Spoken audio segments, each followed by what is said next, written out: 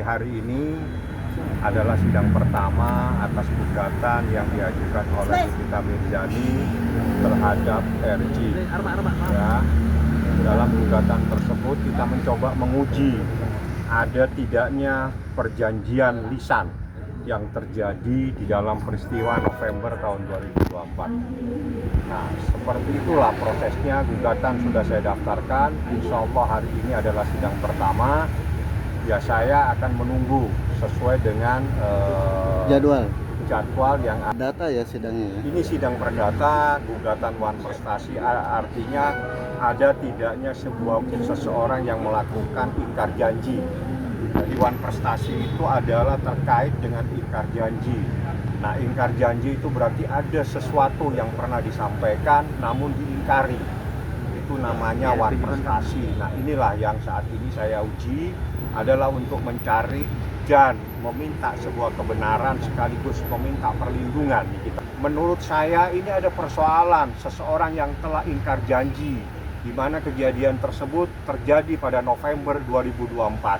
Saya tidak kenal, saya tidak tahu, tiba-tiba dipaksa untuk bertemu, tapi saya tidak mau. Akhirnya dia melalui staf saya meminta berkomunikasi dan seterusnya. Kenal tidak, kami juga tidak ada urusan. Tapi dia menyatakan tolong dibantu direview yang baik-baik atas produk kami. Terus persoalannya di mana? Kita diam-diam dikasih uang terus tiba-tiba kita dibilang melakukan sesuatu yang melanggar hukum. Kenal tidak? Seperti itu. Tergugat yang bersangkutan pun dalam keadaan bebas merdeka. Dia mau ngasih boleh, nggak ngasih boleh. Terus kenapa harus dia sendiri yang memaksa? Dia sendiri yang mengatur. Dibagi dua kali diserahkan dalam bentuk transfer, satunya diserahkan dalam bentuk tunai. Itulah persoalan yang saat ini kita uji. Jadi Wan Prestasi itu ada seseorang yang mengingkari apa yang pernah dia sampaikan. Jadi bisa lisan, bisa tertulis yang namanya Wan Prestasi seperti itu. Tergugatnya RJ dan ada satu lagi suaminya. Oh, suami istri berarti ya Bang? Ya. Bang NM dihadirkan nggak Bang hari ini?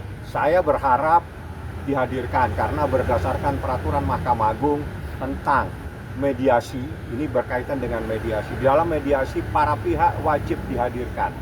Jadi kalaupun nanti pihaknya itu diwakili harus dengan kuasa yang sah, di mana kuasa tersebut memang khusus untuk mewakili prinsipal. Jadi Nikita itu adalah penggugat prinsipal istilahnya. Jadi dia diwajibkan untuk hadir.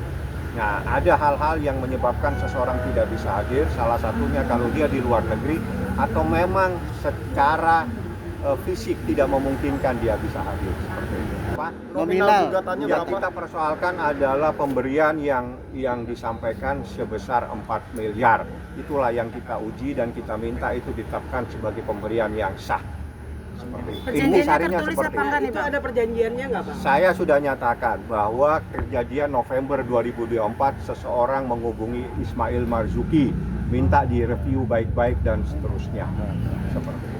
Bang, ini munculnya 100 miliar itu dari mana Bang? Itu adalah kerugian immaterial karena Nikita sebagai seorang artis, dia merasa bahwa akibat persoalan ini kredibilitas dirinya juga terganggu, dia juga tidak bisa mencari nafkah. Itu adalah kerugian immaterial dan itu boleh kita ajukan. Apakah itu dikabulkan atau tidak semenuhnya ada di tangan majelis hakim. Bukan saya yang memutuskan, tapi hakim nanti memutuskan apakah kerugian immaterial ini ada bisa dikabulkan atau tidak. Yang jelas akibat persoalan ini nama baik Nikita juga menjadi tercemarkan. Dia juga merasa dirugikan, dia juga tidak bisa mencari nafkah, sedangkan dia adalah satu-satunya seorang ibu yang mencari nafkah terhadap 3 anaknya yang masih kecil. Tidak ada satupun anaknya dari 3 itu yang bisa mencari nafkah kecuali Nikita Mirzani. Wajar kalau dia menuntut kerugian immaterial sebesar 100 miliar. Tapi yang paling inti dari gugatan ini adalah kita mencoba menguji sah dan tidaknya uang 4 miliar tersebut. Inti sarinya saya menguji sah dan tidaknya uang 4 miliar itu yang telah diserahkan kepada Nikita Mirzani atau kepada Ismail Marzuki dengan cara 2 kali penyerahan. Yang pertama 2 miliar melalui transfer, yang kedua dibawa secara tunai. Dan ada kalimat pada saat itu mohon direview yang baik-baik. Itulah persoalannya, kenal tidak, tapi dihubungi melalui orang lain dan ingin bertemu dengan Nikita Mirzani.